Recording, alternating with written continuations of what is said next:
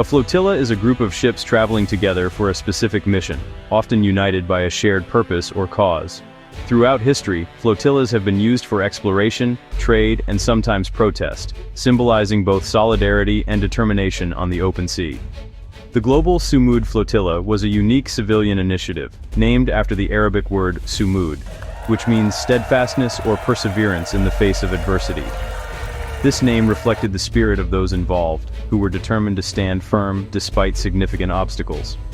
Their bold goal was to sail directly to Gaza, a territory that has been under a strict blockade by both Israel and Egypt for years. This blockade has severely limited the movement of people and goods, creating immense challenges for the residents of Gaza and drawing international concern.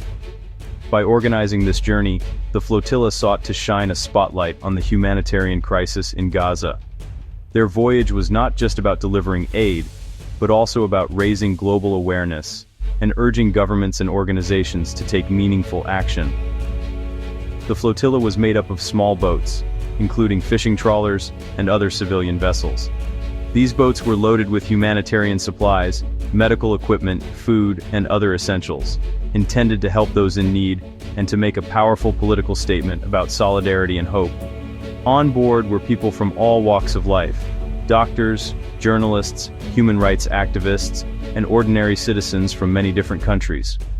They were united by a shared belief in justice and a desire to break the isolation of Gaza, risking their own safety for a cause they believed in.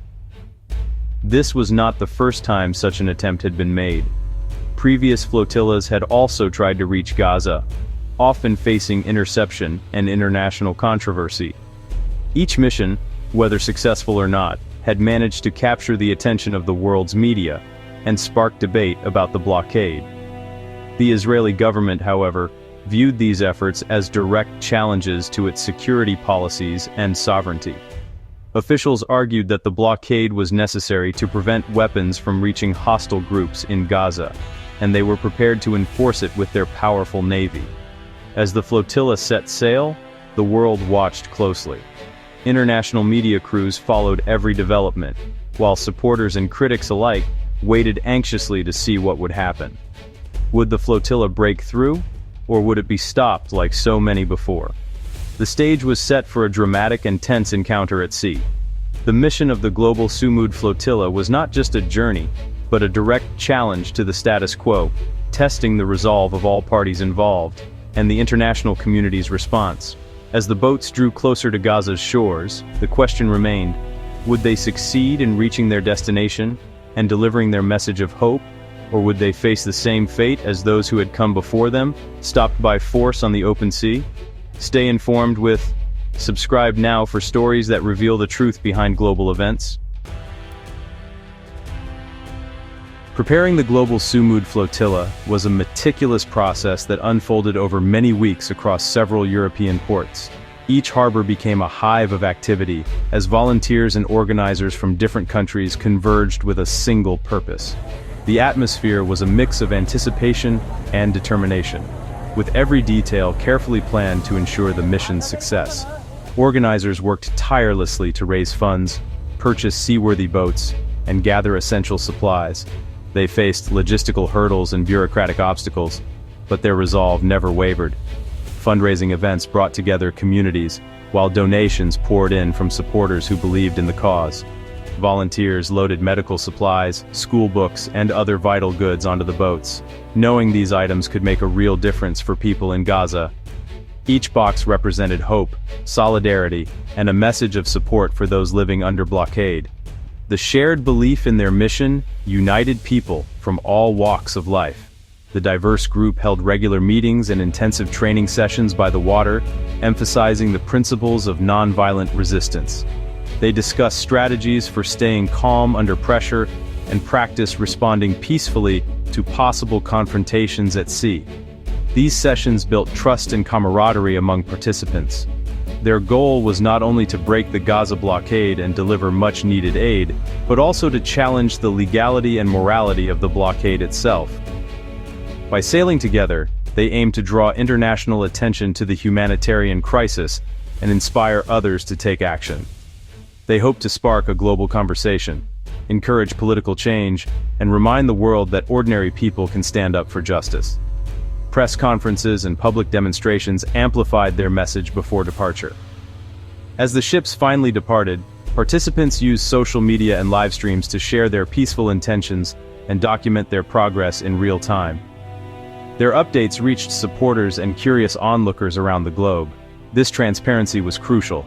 It aimed to build international support, protect the flotilla from misinformation, and ensure their story would be told, no matter what happened at sea.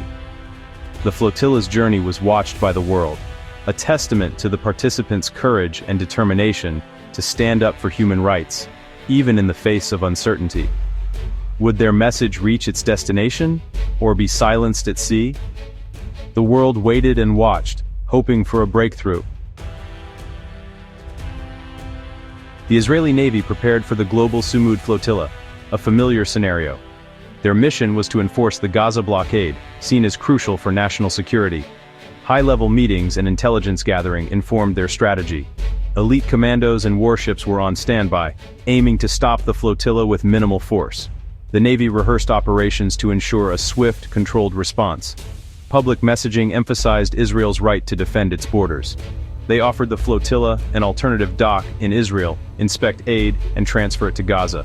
This strategy aimed to appear reasonable while maintaining security. The stage was set for a calculated encounter at sea. As the flotilla sailed the Mediterranean, the Israeli Navy tracked its every move. Surveillance aircraft and coastal radar systems provided constant updates. Warships shadowed the flotilla, staying just out of sight. The Navy's covert tracking ensured they were ready to act when needed.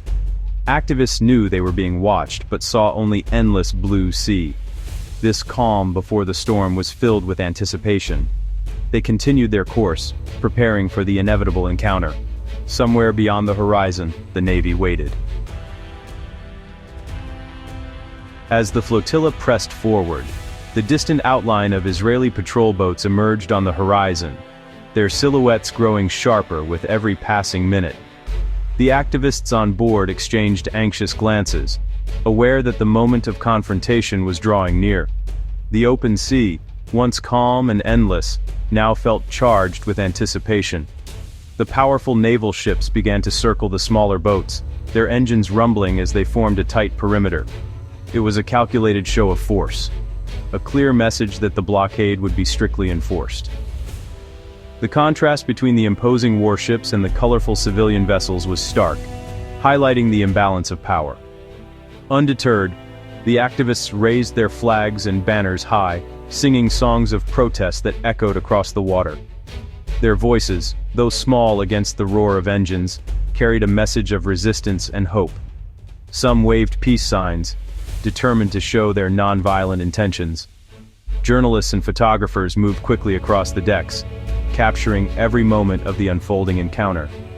Their cameras were not just recording history, they were a shield, a way to broadcast the flotilla's peaceful mission to the world and to hold all sides accountable.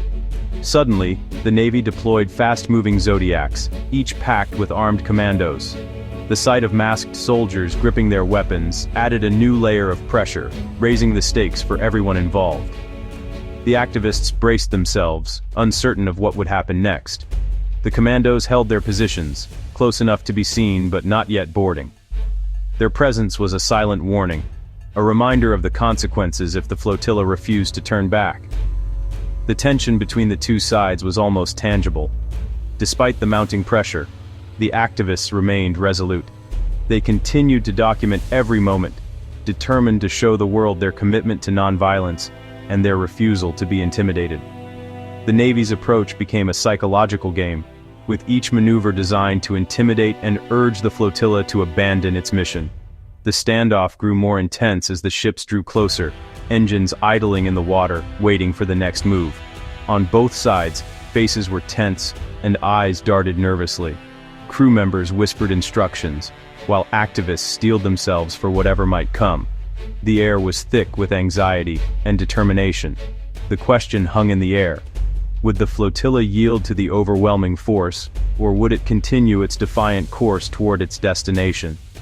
The answer would shape the events to come, The confrontation was about to escalate, with the world watching to see what would happen next on these tense, open waters. The Israeli Navy contacted the flotilla via radio, issuing a firm warning. They stated the flotilla was nearing a blockade zone and must change course. The activists responded, asserting their peaceful mission and right to sail. The Navy repeated its warnings, emphasizing the legal consequences. The final warning was clear: turn back or face boarding. Activists linked arms, ready for the next phase. The radio dialogue ended and the physical confrontation loomed. The flotilla had made its point, but the Navy was prepared to act. The stage was set for a decisive encounter. Would the flotilla's resolve hold against military might? Ignoring the final warning, the Navy commenced the interception. Zodiacs moved in, commandos boarding the flotilla with precision. Activists engaged in passive resistance, linking arms on deck. Commandos separated them, securing control of each vessel. The operation was swift, minimizing resistance and avoiding harm. Cameras documented the event, ensuring transparency. Within minutes, the flotilla was under naval control. Engines stopped, banners removed, the mission halted.